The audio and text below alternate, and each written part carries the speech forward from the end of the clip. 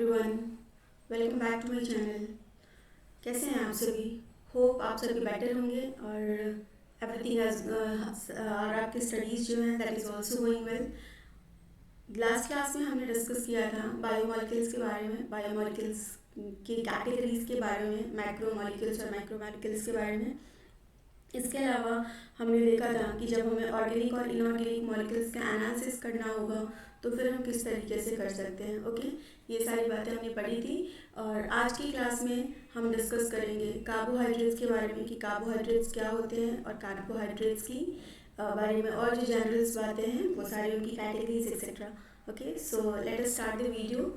Fine, देखिए carbohydrate जो है ये मोस्ट अबंडेंट बायोमॉलिक्यूल है अर्थ पे। ओके, वेरी इंपॉर्टेंट, इसके ऊपर कई बार क्वेश्चन पूछा गया है कि the most abundant biomolecule on earth क्या है। So the carbohydrate is the most abundant biomolecule on earth. ठीक है, नेक्स्ट देखिए, जब आप ऑक्सीडेशन करते हैं कार्बोहाइड्रेट का, ठीक है, तो आपको क्या मिलता है? आपको मिलता है energy yielding molecule. Okay, what you will get energy yielding molecule which is ATP। आप लोगों ने, आई एम श्योर, आपने रेस्पिरेशन का प्रोसेस पढ़ा होगा। Is it? रेस्पिरेशन जो ह्यूमंस में होता है आपने कभी ना कभी ज़रूर पढ़ा होगा, कभी ना कभी क्या, आपने क्लास 10th में ज़रूर पढ़ा होगा। उसमें क्या होता है, जो कार्बोहाइड्रेट होता है C6H12O6, उसका जब हम ऑक्सीडेशन करते हैं तो क्या फॉर्म होता है? तो फॉर्म होता है CO2, इसके साथ साथ फॉर्म होता है वाटर मॉलिक्यूल, इसके साथ साथ फॉर्म होता है ATP। ठीक है, 38 मॉलिक्यूल ऑफ ATP। ये बातें आपने क्लास 10th में पढ़ी हुई हैं। तो जब देख रहे हैं ना, यहाँ जब कार्बोहाइड्रेट का ऑक्सीडेशन हो रहा है तो क्या हो रहा है? जब कार्बोहाइड्रेट का ऑक्सीडेशन हो रहा है तब आपको मिल रहा है सेंट्रल एनर्जी यील्डिंग मॉलिक्यूल, जिसको आप क्या बोलते हैं? जिसको आप बोलते हैं ATP। ओके, नेक्स्ट देखिए, नेक्स्ट अगर हम डेफिनेशन की बात करें, डेफिनेशन की अगर बात करते हैं तो कार्बोहाइड्रेट्स जो होते हैं वो पॉलीहाइड्रोक्सी एल्डिहाइड या कीटोन होते हैं। दे आर पॉलीहाइड्रोक्सी एल्डिहाइड और कीटोन, या फिर ऐसे सब्सटेंस होते हैं जो कि यील्ड कर सकते हैं इस तरीके के सब्सटेंस, मतलब जो कि एल्डिहाइड या कीटोन बना सकते हैं जब उनका क्या करें, जब आप उनका हाइड्रोलिसिस करें। ठीक है, इधर carbohydrates they are the polyhydroxy aldehyde और कीटोन, मतलब उनमें एक से ज़्यादा हाइड्रोक्सिल ग्रुप या एल्डिहाइड ग्रुप या कीटोन ग्रुप प्रेजेंट होगा, या फिर अगर आप उनका हाइड्रोलिसिस करेंगे तो आपको एक से ज़्यादा एल्डिहाइड, कीटोन या हाइड्रोक्सी ग्रुप जो है वो देखने को मिलेगा। ठीक है, कीटोन मतलब C+O ग्रुप, ठीक है, एल्डिहाइड मतलब CHO ग्रुप और हाइड्रोक्सी मतलब OH ग्रुप। तो जब आप क्या करेंगे, जब इनका हाइड्रोलिसिस करेंगे तो या तो आपको ये चीज़ें मिलेंगी, या फिर नेक्स्ट चीज़ क्या है, दूसरी चीज़ ये है कि नॉर्मली कार्बोहाइड्रेट में ये सारे ग्रुप्स आपको देखने को मिलते हैं। ठीक है, कार्बोहाइड्रेट जो है इनका एम्पिरिकल फॉर्मूला या इनका जनरल फॉर्मूला क्या है? The general formula of carbohydrate is CH2ON। ठीक है, CH2ON। जैसे फॉर एग्जांपल अगर हम बात करें कि हमारे पास ग्लूकोज के अंदर 6 कार्बन है, ठीक है, 6 कार्बन है, तो N is equal to number of carbon, इधर N क्या हो जाएगा? 6 हो जाएगा। ठीक, तो अगर आप इस फॉर्मूले में डालेंगे तो C6H12O6 मिल गया ना आपको फॉर्मूला। तो अगर आपको फॉर्मूला निकालना है और आपको उस पर्टिकुलर कंपाउंड में नंबर ऑफ कार्बन एटम पता है तो आप क्या कर सकते हैं? आप उसका एम्पिरिकल फॉर्मूला फाइंड आउट कर सकते हैं। ओके, चलिए नेक्स्ट बात ये करते हैं। आई थिंक आपको ये बात समझ आ गई होगी कि कार्बोहाइड्रेट क्या है। कार्बोहाइड्रेट को ऑक्सीडेशन करेंगे तो आपको क्या मिलेगा, और कार्बोहाइड्रेट में कौन कौन से ग्रुप होते हैं, उसमें हाइड्रोक्सी ग्रुप, एल्डिहाइड ग्रुप या कीटोन ग्रुप, या तो हाइड्रोक्सी और एल्डिहाइड ग्रुप होगा या तो हाइड्रोक्सी और कीटोन ग्रुप होगा। ठीक है, and its general formula is CH2ON। ठीक है, इतनी बातें आप याद रखेंगे। चलिए moving on to the next slide. इसके बाद हम बात करते हैं कार्बोहाइड्रेट के कैटेगरीज के बारे में कि कार्बोहाइड्रेट की कितनी कैटेगरीज हैं। तो there are mainly 3 major classes हैं कार्बोहाइड्रेट की। ठीक है, 3 मेजर क्लासेस है कार्बोहाइड्रेट की, जिसमें से पहले को हम बोलते हैं मोनोसेक्राइड। ओके, मोनोसेक्राइड देखिए, मोनोसेक्राइड को हम क्या बोलते हैं? सिंपल शुगर भी बोलते हैं। और इसमें क्या होता है, ये बना हुआ होता है ऑफ अ सिंगल पॉलीहाइड्रोक्सीएल्डिहाइड या कीटोन यूनिट का, एक सिंगल पॉलीहाइड्रोक्सीएल्डिहाइड या कीटोन यूनिट आपको मोनोसेक्राइड के अंदर देखने को मिलेगा।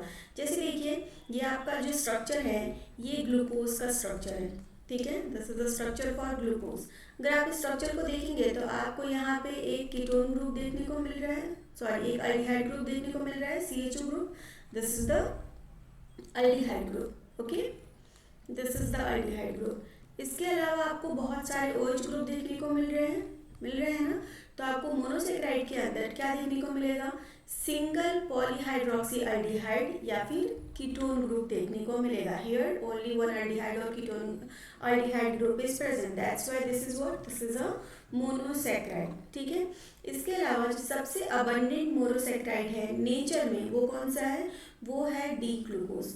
D glucose is the most abundant monosaccharide in the nature, ठीक है। और इसको और क्या बोलते हैं, इसको आप डेक्सट्रोज भी बोलते हैं। D glucose is also known as what, it is also known as dextrose. Important है, याद रखिएगा, पूछा जा सकता है कि सबसे अबंडेंट मोनोसेक्राइड नेचर में कौन सा है, तो the most abundant monosaccharide in nature is dextrose only, okay.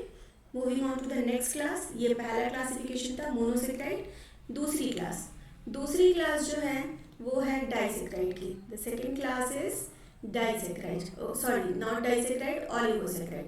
तो अगर हम ऑलिगोसेक्राइड की बात करें तो ऑलिगोसेक्राइड में मोनोसेक्राइड के 2 से 10 यूनिट होते हैं। कितने होते हैं, 2 to 10 units of monosaccharides are present in oligosaccharide, ठीक है। देखिए यहाँ क्या लिखा है, ऑलिगोसेक्राइड कंसिस्ट होता है शॉर्ट चेन ऑफ मोनोसेक्राइड पे, ठीक है। इसमें शॉर्ट चेन ऑफ मोनोसेक्राइड आपको मोनोसेक्राइड रेसिड्यू आपको देखने को मिलते हैं, ठीक है, जो कि ज्वाइन होते हैं किसके द्वारा, ज्वाइन किए जाते हैं कैरेक्टरिस्टिक लिंकेज के द्वारा, जिसको हम क्या बोलते हैं glycosidic bond. Very important, glycosidic bond. एक पॉलीसेक्राइड में या डाइसेक्राइड में या ऑलिगोसेक्राइड में जो ग्लूकोज के मॉलिक्यूल होते हैं या जो सेक्राइड्स के मॉलिक्यूल होते हैं वो किस बॉन्ड से जुड़े होते हैं, वो जुड़े हुए होते हैं पॉलीसेक्राइड बॉन्ड की, वो जुड़े होते हैं ग्लाइकोसिडिक बॉन्ड की मदद से। जैसे कि देखिए, एक ऑलिगोसेक्राइड विच इज डाइसेक्राइड का एग्जाम्पल यहाँ दिया हुआ है। किसका एग्जाम्पल है ये है आपके सुक्रोज का एग्जाम्पल। सुक्रोज क्या है, सुक्रोज एक डाइसेक्राइड है, ठीक है। Sucrose is what, it is a disaccharide. ठीक, किस चीज़ से मिलकर बना है, ये आपके दो मोनोसेक्राइड यूनिट से मिलकर बना है, जिसमें पहला यूनिट है ग्लूकोज और दूसरा यूनिट है फ्रुक्टोज। ग्लूकोज और फ्रुक्टोज से मिलकर क्या बना हुआ है, आपका सुक्रोज बना हुआ है। जब आप इन दोनों के बीच का बॉन्ड देखेंगे तो यू विल सी कि यहाँ कौन सा बॉन्ड है, यहाँ पे ग्लाइकोसिडिक बॉन्ड प्रेजेंट है। तो ऑलिगोसेक्राइड्स में कौन से बॉन्ड होते हैं, ऑलिगोसेक्राइड्स में जो मोनोसेक्राइड्स के यूनिट होते हैं वो आपस में जुड़े हुए होते हैं ग्लाइकोसिडिक बॉन्ड की मदद से, याद रखेंगे, ठीक है, ओके। नेक्स्ट, सबसे अबंडेंट डाइसेक्राइड जो है वो कौन सा है, वो है sucrose. The most abundant disaccharide is sucrose, okay, जिसको हम क्या बोलते हैं, जिसको हम केन शुगर भी बोलते हैं। Why it is known as cane sugar, क्योंकि इसको हम शुगर केन में से प्राप्त कर सकते हैं। It is extracted from the sugar cane, that's why it is also known as cane sugar, okay. Clear हो गया। तो हमने पढ़ा कि कार्बोहाइड्रेट्स है क्या, फिर कार्बोहाइड्रेट के क्लासिफिकेशन में हमने मोनोसेक्राइड की बात की और उसके बाद हमने किसकी बात की, ऑलिगोसेक्राइड की।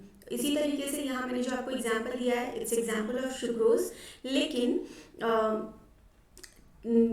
ट्रायोज, टेट्रोज, पेंटोज, हेक्सोज, इस तरीके से जब 10 मोनोसेक्राइड्स यूनिट कंबाइन होंगे तो किसकी कैटेगरीज में आएंगे, वो ऑलिगोसेक्राइड की कैटेगरीज में ही आएंगे। और उनके अंदर कौन सा बॉन्ड होगा, उनके अंदर जो बॉन्ड प्रेजेंट होगा उसको हम बोलेंगे ग्लाइकोसिडिक बॉन्ड। नेक्स्ट कैटेगरी पढ़ते हैं, ओके। नेक्स्ट कैटेगरी नहीं, यहाँ पे एग्जाम्पल ही दिया हुआ है, देखिए एग्जाम्पल देख लीजिए। अगर मैं एग्जाम्पल की बात करूँ बेटा, तो listen, here is alpha D glucose, दिख रहा है आपको, अल्फा डी ग्लूकोज है ये, ठीक है। और ये क्या है, ये है beta D fructose, okay. Alpha D glucose and beta D fructose, दो चीजें हैं, ओके, ग्लूकोज और फ्रुक्टोज। ये दोनों जब आपस में कंबाइन हुए हैं, ओके, कौन सी बॉन्ड की मदद से, ग्लाइकोसिडिक बॉन्ड की मदद से। आई एम सॉरी, ये दोनों आपस में कौन सी बॉन्ड की मदद से कंबाइन हुए हैं? ये दोनों आपस में कंबाइंड हुए हैं आपके ग्लाइकोसिडिक बॉन्ड की मदद से। ओके, तो ये जो ग्लाइकोसिडिक बॉन्ड है ये किसके किसके बीच बना है? आप देखिए, ग्लूकोज का कार्बन नंबर 1, ठीक है, और फ्रुक्टोज का कार्बन नंबर 2, इन दोनों के बीच में ये बॉन्ड बना है। That's why this bond is known as alpha glucose है। अल्फा ग्लूकोज का carbon number 1, that's why alpha 1। Beta glucose का, बीटा डी फ्रुक्टोज का carbon number 2, that's why beta 2। And आगे glycosidic linkage, that's why it is known as alpha 1 beta 2 glycosidic linkage. तो sucrose जो आपका एक disaccharide है उसके अंदर कौन कौन से 2 यूनिट्स हैं? ग्लूकोज और फ्रुक्टोज, याद रखेंगे। चलिए नेक्स्ट बात करते हैं। यहाँ आपके एक और शुगर्स मॉलिक्यूल्स की बात हुई है। आपके नॉर्मल अगर हम शुगर की बात करें तो शुगर्स जो हैं वो 2 तरीके के होते हैं। 2 क्या, बहुत तरीके के होते हैं, लेकिन यहाँ पे एक कैटेगरी बताई गई है।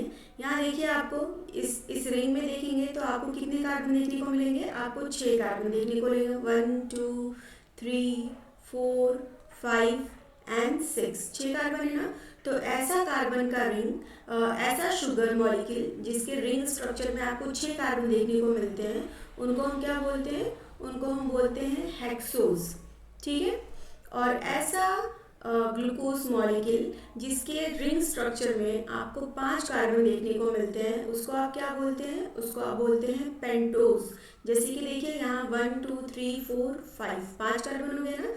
तो इस तरीके के रिंग स्ट्रक्चर को हम बोलते हैं पेंटोज शुगर, और पहले वाले को हम क्या बोलते हैं? हेक्सोज शुगर, ठीक है। तो ये बातें आप याद रखेंगे, ठीक। चलिए नेक्स्ट बात करते हैं, नेक्स्ट कैटेगरी। नेक्स्ट कैटेगरी जो है आपके कार्बोहाइड्रेट की, वो क्या है? वो है polysaccharide. Polysaccharide is the next category. Okay, ये जो पॉलीसेक्राइड्स हैं ये क्या होते हैं? ये शुगर पॉलीमर्स होते हैं। मतलब आपके इसमें मोनोसेक्राइड्स के इसमें बहुत सारे यूनिट जुड़े हुए होते हैं। कितने कितने जुड़े हो सकते हैं? 20 से ज़्यादा, मोर देन 20, ठीक है। 20 से ज़्यादा जब मोनोसेक्राइड्स यूनिट्स आपस में जुड़े होंगे, किस बॉन्ड की मदद से? ऑफ कोर्स ग्लाइकोसिडिक बॉन्ड की मदद से। तो आप उसको क्या बोलेंगे? तो आप उनको बोलेंगे पॉलीसेक्राइड्स। ओके, पॉलीसेक्राइड के अंदर लगभग कितने यूनिट्स हो सकते हैं? 20 से ज़्यादा हो सकते हैं, और मैक्सिमम कितने हो सकते हैं? 100 भी हो सकते हैं, 1000 भी हो सकते हैं, या उससे ज़्यादा भी हो सकते हैं, ठीक है ना। The example of polysaccharide is, polysaccharide का एग्जाम्पल है cellulose. Cellulose is an example of polysaccharide, ठीक है। इसके अलावा स्टार्च भी क्या है? स्टार्च भी एग्जाम्पल है आपके पॉलीसेक्राइड का। They both are what? They both are polysaccharide molecule. आप देख लीजिए, इसमें 1 2 3 4 दिखाए गए हैं, लेकिन ये काफ़ी लंबा चेन है। इसी तरीके से इसका भी इस तरीके से काफ़ी लंबा चेन है। देख रहे हैं, इधर से बॉन्ड्स को क्लोज नहीं किया गया है। ये चेन अभी आगे और पीछे क्या होगी? बढ़ेगी। तो पॉलीसेक्राइड्स में क्या होते हैं? मोनोसेक्राइड यूनिट के बहुत सारे यूनिट्स जो हैं प्रेजेंट होते हैं। मिनिमम 20 यूनिट्स, मैक्सिमम 100,000 या उससे भी ज़्यादा यूनिट्स जो हैं वो मोनोसेक्राइड के प्रेजेंट हो सकते हैं, ठीक है ना। चलिए नेक्स्ट हम बात करते हैं, इसकी बात करेंगे अभी। देखिए नेक्स्ट अगर हम बात करें तो जो पॉलीसेक्राइड मॉलिक्यूल होते हैं, ओके, पॉलीसेक्राइड जो मॉलिक्यूल होते हैं वो 2 तरीके के होते हैं, ठीक है। जो भी पॉलीसेक्राइड्स हैं वो 2 तरीके के हैं, बेस्ड कि उनका फंक्शन क्या है या उनका कॉम्पोजिशन कैसा है, ठीक है। जैसे कि कुछ मोनोसेक्राइड्स होते हैं, कुछ पॉलीसेक्राइड्स को हम बोलते हैं स्टोरेज पॉलीसेक्राइड, ओके, और कुछ ऐसे भी पॉलीसेक्राइड्स हैं जिनको हम क्या बोलते हैं? जिनको हम बोलते हैं structural polysaccharide, okay. Structural and storage polysaccharide. Storage polysaccharide का एग्जांपल है starch. Quite important, you need to remember कि कौन सा है storage polysaccharide. Storage polysaccharide is starch. And structural polysaccharide क्या है? Cellulose is the structural polysaccharide, okay. तो सारे एग्जाम्पल्स बहुत ही इंपॉर्टेंट है, आपको याद रखने ही पड़ेंगे, ठीक है। उसके बाद देखिए, यहाँ पॉलीसेक्राइड के बारे में कुछ और बातें दी गई हैं। पॉलीसेक्राइड्स क्या होते हैं? पॉलीसेक्राइड्स जो होते हैं वो लॉन्ग चेन होते हैं शुगर के, या आप बोल सकते हैं किसके? सेक्राइड्स के। शुगर के या सेक्राइड्स के लॉन्ग चेन होते हैं। कौन? पॉलीसेक्राइड्स, ठीक है। They are thread containing different monosaccharides as a building block. इसमें बहुत सारे मोनोसेक्राइड्स मॉलिक्यूल होते हैं।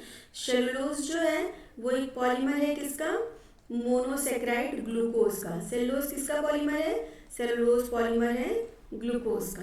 ठीक है, सेलुलोज क्या है, सेलुलोज एक होमोपॉलीमर है। Why it is a homopolymer, क्योंकि इसके अंदर आपको सिर्फ और सिर्फ ग्लूकोज ही मिलेगा। होमो मतलब सेम, ठीक है, मतलब इस पॉलीमर में आपको एक ही तरीके के मोनोमर के यूनिट मिलने वाले हैं। जिस पॉलीमर में एक तरीके के मोनोमर यूनिट होते हैं उनको हम क्या बोलते हैं, उनको हम बोलते हैं होमोपॉलीमर। और कौन सा है होमोपॉलीमर, सेलुलोज जो है वो एक होमोपॉलीमर है। ओके, याद रखेंगे। चलिए, इसके अलावा देखिए, अगर हम और होमोपॉलीमर की बात करें तो स्टार्च भी एक होमोपॉलीमर है। ये भी किससे बना हुआ है, ये भी बना हुआ है ग्लूकोज से। ठीक है, इसके अलावा अगर हम सेलुलोज की बात करें तो सेलुलोज भी एक होमोपॉलीमर है। ये भी किससे बना है, ग्लूकोज से। अगर हम ग्लाइकोजन की बात करें तो ग्लाइकोजन भी क्या है, इट इज ऑल्सो होमोपॉलीमर। ये भी किससे बना है, ये बना है, ये भी बना है ग्लूकोज से। ठीक है, समझ आ रही है बातें। ये तीनों की तीनों जो हैं ये होमोपॉलीमर है and they are made up of what, they are made up of glucose molecules only. ठीक है, क्लियर हो गया। अब देखिए, ग्लाइकोजन के बारे में एक खास बात है जो कि कई बार पूछा जाता है। मैं आपको बताती हूँ ग्लाइकोजन के बारे में वो खास बात क्या है। अगर आप ग्लाइकोजन की बात करें तो ग्लाइकोजन में, okay, if we talk about what, if we talk about glycogen, तो ग्लाइकोजन एक होमोपॉलीसेक्राइड है, वी ऑल नो। वो किससे बना हुआ है, वो बना हुआ है ग्लूकोज से। लेकिन ग्लूकोज के दो तरीके की चेन से बना हुआ होता है वो। उन दो चेन का नाम क्या है, एक का नाम है अमाइलोज, ठीक है, और दूसरे का क्या नाम है, दूसरे का नाम है अमाइलोपेक्टिन। ठीक है, दो तरीके के ग्लूकोज की चेन प्रेजेंट है किसके अंदर, ग्लाइकोजन के अंदर। अमाइलोज जो है वो एक लीनियर चेन है और अमाइलोपेक्टिन जो है ये एक ब्रांच्ड चेन है। ठीक है, ओके। नेक्स्ट देखिए, क्या देखिए, अगर हम अमाइलोज की बात करें, ठीक, जो कि किसका यूनिट है, जो कि आपके ग्लूकोज का यूनिट है। तो अमाइलोज में देखिए ये कैसा है, ये आपका लीनियर चेन ही तो है। 1 2 3 4 इस तरीके से मल्टीपल ग्लूकोज के यूनिट्स जो हैं यहाँ आगे की तरफ लगे हुए होंगे। ठीक है, ओके। और इन दोनों के, इन सब के बीच में बॉन्डिंग कौन सी है, तो अमाइलोज के बीच में जो बॉन्डिंग है उस बॉन्ड का नाम है अल्फा 1,4 ग्लाइकोसिडिक बॉन्ड। क्या नाम है, अल्फा 1,4 ग्लाइकोसिडिक बॉन्ड, जो कि किसके बीच में प्रेजेंट है, जो कि प्रेजेंट है लीनियर अमाइलोज चेन में।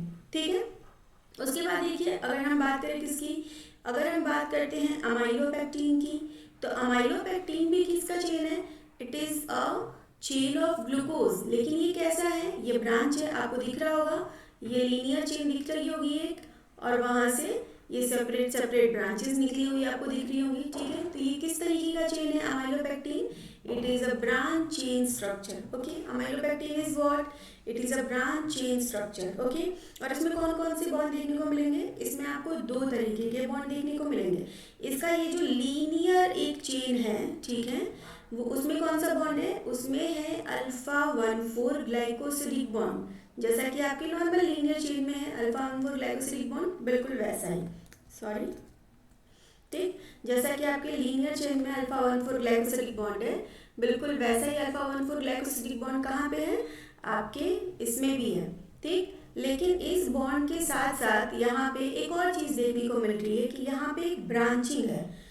ये जो ब्रांचिंग्स हैं, ठीक है, ये जो ब्रांचेस आपको दिख रही हैं, इस ब्रांचेस में कौन से बॉन्ड है, इस ब्रांचेस में आपकी जो बॉन्ड प्रेजेंट है उस बॉन्ड का नाम है अल्फा 1,4 अल्फा 1,6 ग्लाइकोसिडिक बॉन्ड। ठीक, तो याद रखिएगा, ग्लाइकोजन जो है इट इज अ होमोपॉलीमर, लेकिन इसका जो होमोपॉलीमर है वो किस चीज से बना है, ग्लूकोज से ही बना है। ग्लूकोज के दो तरीके के चेन से, एक को हम बोलते हैं लीनियर चेन जिसका नाम है अमाइलोज का चेन, और एक को हम बोलते हैं ब्रांच चेन जिसका नाम है अमाइलोपेक्टिन का चेन। ठीक है ना, तो ये जो लीनियर और ब्रांच चेन बने हुए हैं इसके अंदर कौन कौन सी बॉन्ड है, ये आपका एक्सट्रीमली इम्पॉर्टेंट है। इसके ऊपर नीट में ऑलरेडी सवाल पूछा जा चुका है। मैं जब आपको PYQs कराऊंगी तब आपको इसके क्वेश्चंस देखने को मिलेंगे, लेकिन आप इस बात को याद रखिएगा कि ग्लाइकोजन के लीनियर चेन में अल्फा 1,4 ग्लाइकोसिडिक बॉन्ड होता है और उसके ब्रांच चेन में अल्फा 1,6 ग्लाइकोसिडिक बॉन्ड होता है। दोनों में अल्फा है, ठीक है, बीटा नहीं है। प्लीज़ इस बात को आप याद रखेंगे। तो आई थिंक ये बात आपको क्लियर हो गई होगी। अगर ना क्लियर हो तो पीछे रिवाइंड करके वीडियो को एक बार फिर से देखें, आई एम श्योर आपको ये बात क्लियर हो जाएगी, ठीक है। चलिए, तो हमने होमोपॉलीसेकेराइड की बात कर ली। अब हम बात करते हैं किसकी, यहाँ कुछ और होमोपॉलीसेकेराइड है उसकी बात कर लेते हैं। इसके बाद हम बात करेंगे हेट्रोपॉलीसेकेराइड की। कुछ और होमोपॉलीसेकेराइड है जैसे कि इन्यूलिन। इन्यूलिन भी क्या है, ये भी एक होमोपॉलीसेकेराइड है और ये किसका बना है, ये बना है फ्रुक्टोज का। ओके, याद रखिएगा ये इन्यूलिन है, इंसुलिन नहीं है, ठीक है। इंसुलिन क्या है, इंसुलिन एक हार्मोन है और हार्मोन किससे बना होता है, हार्मोन बना होता है प्रोटीन से। लेकिन अभी हम किसकी बात कर रहे हैं, अभी हम बात कर रहे हैं इनोलिन की, जो कि क्या है, एक पॉलीसेकेराइड है, जो कि किससे बना है, सेकेराइड मॉलिक्यूल मतलब शुगर मॉलिक्यूल से बना है, ठीक है। तो इनोलिन एक पॉलीमर है किसका, फ्रुक्टोज का। ओके, नेक्स्ट देखिए स्टार्च। अगर हम स्टार्च की बात करें तो स्टार्च भी एक होमोपॉलीमर है। किसका बना हुआ होता है वो भी बना होता है आपके starch is also made up of glucose, ठीक है। स्टार्च भी किसका बना होता है, ग्लूकोज का ही बना होता है। और स्टार्च का स्ट्रक्चर कैसा होता है, अगर आप स्टार्च के स्ट्रक्चर की बात करें तो इसका स्ट्रक्चर हेलिकल सेकेंडरी स्ट्रक्चर होता है। स्ट्रक्चर्स के बारे में हम पढ़ेंगे। इस तरीके से हेलिकल सेकेंडरी स्ट्रक्चर होता है किसका, स्टार्च का। ओके, ठीक है, इतनी बातें याद रह जाएंगे आपको। तो हमने मोनोसेकेराइड पढ़े, उनके कुछ एग्जाम्पल्स पढ़े, ठीक। इसके बाद हमने डाइसेकेराइड पढ़े, उसका कुछ एग्जाम्पल पढ़ा। उसके बाद हमने पॉलीसेकेराइड पढ़ा, जिसमें हमने होमोपॉलीसेकेराइड्स के बारे में अभी तक पढ़ा है, ठीक है। नेक्स्ट देखिए, अच्छा ये जो इन्यूलिन है ना, ये भी इंपॉर्टेंट है, इसके ऊपर भी नीट में क्वेश्चन आ चुका है। तो इन्यूलिन जो है ये किसका पॉलीमर है, ये पॉलीमर है आपके फ्रुक्टोज का, याद रखेंगे, ठीक है। नेक्स्ट बात करते हैं हम कुछ और मोनोसेकेराइड्स की, फिर उसके बाद हम फाइनली पॉलीसेकेराइड की बात करेंगे, सॉरी कुछ और होमोपॉलीसेकेराइड की, फिर हम हेट्रोपॉलीसेकेराइड्स की बात करेंगे। इसके बाद देखिए जो सेलुलोज है कहाँ पाया जाता है, प्लांट के सेल वॉल में पाया जाता है। ये भी क्या है, ये भी एक होमोपॉलीसेकेराइड है, ठीक है, याद रखेंगे। इसके अलावा सेलुलोज से क्या बनाया जाता है, सेलुलोज जो है वो आपको मिलता है प्लांट के पल्प से। ओके, इसके अलावा कॉटन फाइबर में भी सेलुलोज पाया जाता है। ये कॉम्प्लेक्स पॉलीसेकेराइड है क्योंकि बहुत ही बड़ा चेन आपको देखने को मिलेगा। देखिए ये एक प्लांट सेल है, इसके फाइबर्स दिखाए गए हैं, यहाँ माइक्रोफिब्रिल दिखाए गए हैं, यहाँ सेलुलोज के मॉलिक्यूल दिखाए गए हैं और यहाँ आपको इसके बीच के बॉन्ड्स दिखाए गए हैं, ठीक है ना। ओके, नेक्स्ट देखिए, next let us discuss about the heteropolysaccharide. अगर हम हेट्रोपॉलीसेकेराइड की बात करें तो हेट्रोपॉलीसेकेराइड जैसा कि होमोपॉलीसेकेराइड बना हुआ होता है किसका, एक ही तरीके के मोनोमर यूनिट्स का बना होता है। बिल्कुल वैसे ही जो हेट्रोपॉलीसेकेराइड है वो किसका बना होता है, वो एक हेट्रोपॉलीमर होता है, मतलब एक से ज़्यादा तरीके के मोनोमर यूनिट्स उसमें देखने को मिलते हैं, ठीक है।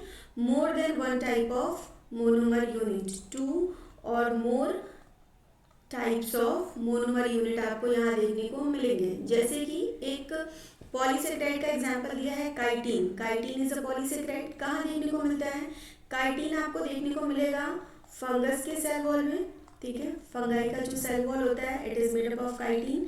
इसके अलावा जो इंसेक्ट्स होते हैं, यहाँ आपको दिख रहा है एक इंसेक्ट, इंसेक्ट्स का जो एक्सोस्केलेटन होता है, इसका जो बाहर का हार्ड कवरिंग है उसको हम बोलते हैं एक्सोस्केलेटन। और इसका ये जो एक्सोस्केलेटन है वो किसका बना है, वो भी बना हुआ है काइटिन का ही, ठीक है। याद आ रही है, समझ आ रही है बातें आपको। तो काइटिन इज अ हेट्रोपॉलीमर, कहाँ कहाँ पाया जाएगा, फंगस के सेल वॉल में पाया जाएगा और इंसेक्ट्स के एक्सोस्केलेटन में पाया जाएगा। इसके ऊपर कई बार सवाल आया है, याद रखिएगा, इंसेक्ट के एक्सोस्केलेटन में, ठीक है। तो ये जो हेट्रोपॉलीमर है ये किस चीज़ का बना हुआ होता है, ये जो हेट्रोपॉलीमर है ये बना होता है 2 यूनिट्स के ऊपर और उनका नाम क्या है, उनका नाम है नाग एंड नाम यूनिट, ठीक है। नाग का फुल फॉर्म है एन एसिटिल ग्लूटामिक एसिड और नाम का फुल फॉर्म है N acetyl muramic acid. Let me write this down, N acetyl, I am sorry, we need to write that out, ठीक, N, okay fine, so that is N acetyl glutamic acid. किसका full form है? NAG का, NAG का, NAG का full form N acetyl glutamic acid, और NAM का full form N acetyl muramic acid. और ये दोनों क्या बनाते हैं? ये दोनों आपके फंगस के सेल वॉल का फॉर्मेशन करते हैं या इंसेक्ट्स के एक्सोस्केलेटन का फॉर्मेशन करते हैं, ठीक है। नेक्स्ट, ओके, नेक्स्ट जो है चीज़ें, कुछ और एग्जाम्पल्स हैं मेरे पास पॉलीसेक्राइड्स, डाइसेक्राइड्स के, उन एग्जाम्पल्स के बारे में हम बातें करेंगे, ठीक है। चलिए देख लेते हैं कौन कौन से एग्जाम्पल्स हैं मेरे पास।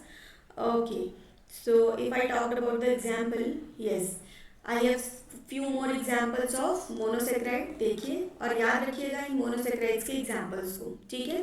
मोनोसेक्राइड में कुछ और एग्जाम्पल है मेरे पास, जैसे ग्लूकोज। ग्लूकोज के बारे में तो हम बात कर ही चुके थे, ठीक है ना, we already talked about the glucose. हमने ग्लूकोज के बारे में ऑलरेडी क्या किया था? ऑलरेडी हमने ग्लूकोज के बारे में बात कर लिया था, ठीक है। देखिए जो आपका ये ग्लूकोज है, ये क्या है? दैट इज अ मोनोसेक्राइड है। इसके बाद नेक्स्ट अगर हम बात करें फ्रुक्टोज की, फ्रुक्टोज भी क्या है? फ्रुक्टोज भी एक मोनोसेक्राइड है, आपको दिख रहा होगा दोनों, ठीक। इसके बाद हम बात करें गैलेक्टोज की, तो गैलेक्टोज भी क्या है? ये भी एक मोनोसेक्राइड है, ओके। ग्लूकोज जो है ये एक हेक्सोज शुगर है, this is what? This is a hexose sugar, ठीक। अगर हम फ्रुक्टोज की बात करें तो ये क्या है? ये एक पेंटोज शुगर है, ठीक। और गैलेक्टोज भी क्या है? गैलेक्टोज भी एक हेक्सोज शुगर है। और ये सारे आपके क्या हैं? ये सारे आपके मोनोसेक्राइड्स के एग्जाम्पल्स हैं, ठीक है। याद रखेंगे आप सभी। डिफरेंस देख लीजिए, यहाँ देखिए कार्बन नंबर 1 2, उधर दिख नहीं रहा होगा, 1 2 3 4 5 एंड 6, ठीक है। ये हो गए, इस यहाँ तो आपके 5 ही कार्बन है, 1 2 3 4 एंड 5। और अगर हम यहाँ बात करें तो 1 2 3 4 एंड 5 एंड 6, ठीक है, ओके, क्लियर। अगर आपको ग्लूकोज और गैलेक्टोज के बीच में डिफरेंस पता करने को कहा जाए तो क्या डिफरेंस है? आप डिफाइन कर पाएंगे क्या? व्हाट इज द डिफरेंस जी? चलिए दोनों के स्ट्रक्चर को एनालाइज करके इन दोनों के बीच के डिफरेंस को आप कमेंट सेक्शन में बताइए, ग्लूकोज और गैलेक्टोज के, because they both are hexose sugar, तो what is the difference between this two structures, okay.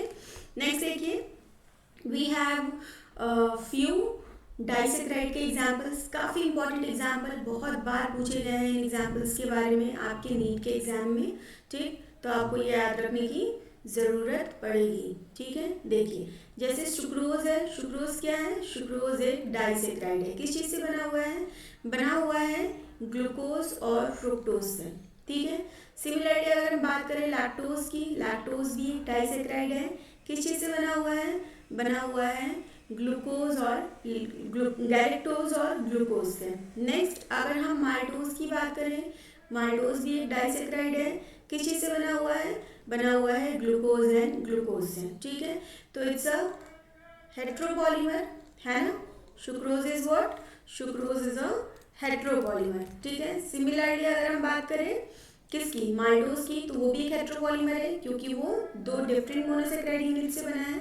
लेकिन अगर हम बात करें सॉरी सुक्रोज और लैक्टोज, ये दोनों क्या है? ये दोनों ही आपके हेट्रोपॉलीमर्स हैं, है ना, क्योंकि अलग अलग मोनोसेक्राइड यूनिट से बने हुए हैं। लेकिन अगर हम माल्टोज की बात करें तो माल्टोज भी क्या है? ये एक होमोपॉलीमर है क्योंकि ये ग्लूकोज से ही बना हुआ है, ठीक है ना, ओके। याद रखेंगे, याद रखिएगा। सुक्रोज के ऊपर बहुत सारे नीट में क्वेश्चंस आए हैं। लैक्टोज को एक और नाम से जानते हैं, it is also known as milk sugar, क्योंकि ये मिल्क में पाया जाता है, ठीक।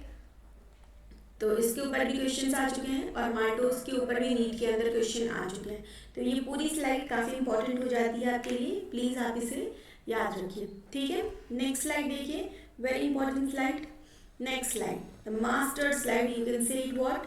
यू कैन से ये वाली जो स्लाइड है आपकी और ये वाली स्लाइड है, they both are what, they both are master slides, ठीक है। ओके, यहाँ पॉलीसेकेराइड की स्लाइड है, मैंने आपको सेलुलोज के बारे में ऑलरेडी बताया है, ठीक। Cellulose is a polysaccharide. मैंने आपको स्टार्च के बारे में भी बताया है, स्टार्च इज ऑल्सो पॉलीसेकेराइड। मैंने आपको ग्लाइकोजन के बारे में भी बताया है, ग्लाइकोजन इज ऑल्सो पॉलीसेकेराइड, ठीक है। सेलुलोज का सोर्स क्या है? सेलुलोज का सोर्स है प्लांट, ठीक है। स्टार्च का सोर्स क्या है? स्टार्च का सोर्स भी है प्लांट। और ग्लाइकोजन का सोर्स क्या है? ग्लाइकोजन का सोर्स है एनिमल, ठीक है। एनिमल में जो स्टोर्ड फूड होता है उसको हम ग्लाइकोजन बोलते हैं, जो प्लांट में स्टोर्ड फूड होता है उसको हम स्टार्च बोलते हैं, ठीक है। चलिए नेक्स्ट देखिए, इनकी सब यूनिट्स क्या है? सेलुलोज का सब यूनिट है B glucose, beta glucose. Amylose का सब यूनिट है अल्फा ग्लूकोज। अमाइलोपेक्टिन का सब यूनिट है अल्फा ग्लूकोज। और ग्लाइकोजन का सब यूनिट है अल्फा ग्लूकोज। याद रखेंगे कौन कौन सी बॉन्ड है? सेलुलोज के अंदर जो बॉन्ड है 1,4 बीटा ग्लाइकोसिडिक बॉन्ड है।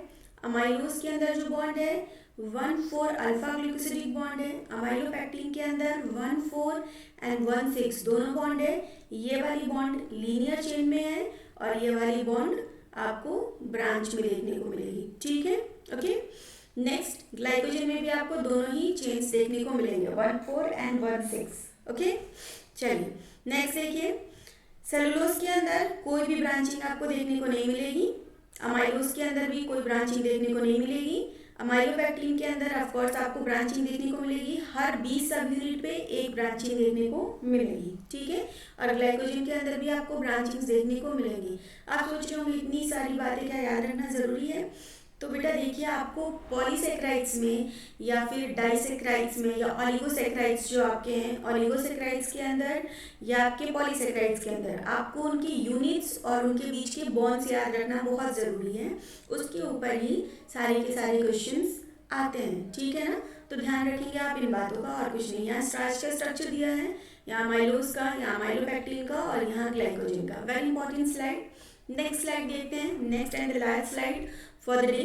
इसके बाद हम क्या करेंगे? इसके बाद जो भी सेशन है हमारा कार्बोहाइड्रेट्स के जनरल प्रॉपर्टीज के बारे में, वो सेशन हम कल करेंगे, ठीक है ना। चलिए नेक्स्ट देखिए, अगर हम कार्बोहाइड्रेट्स की बात करें, कार्बोहाइड्रेट्स की क्लासिफिकेशन है यहाँ देखिए, monosaccharide, oligosaccharide and polysaccharide. Monosaccharide को हम सिंपल शुगर बोलते हैं।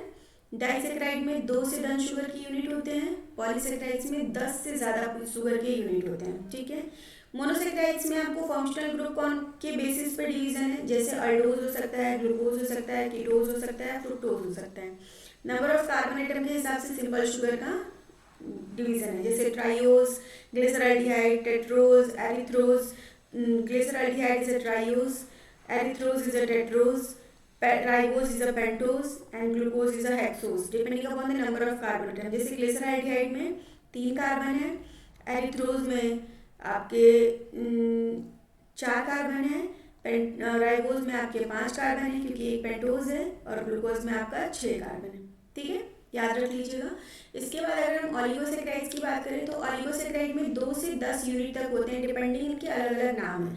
अगर 2 यूनिट होगा तो उसको आप बोलेंगे डाइसेक्राइड, अगर 3 यूनिट होगा तो उसको आप बोलेंगे ट्राइसेक्राइड, 4 होगा तो यू विल से टेट्रासेक्राइड, 5 होगा तो पेंटासेक्राइड, 6 होगा तो हेक्सासेक्राइड, 7 होगा तो हेप्टासेक्राइड, 8 होगा तो ऑक्टासेक्राइड, 9 होगा तो नॉनासेक्राइड और 10 होगा तो डेकासेक्राइड, ठीक है। इस तरीके से अलग अलग नाम है। यहाँ एग्जाम्पल्स दिए हुए उनके। डाइसेक्राइड का एग्जाम्पल है माल्टोज, लैक्टोज, सुक्रोज। ट्राइसेक्राइड का एग्जाम्पल है रैफिनोज।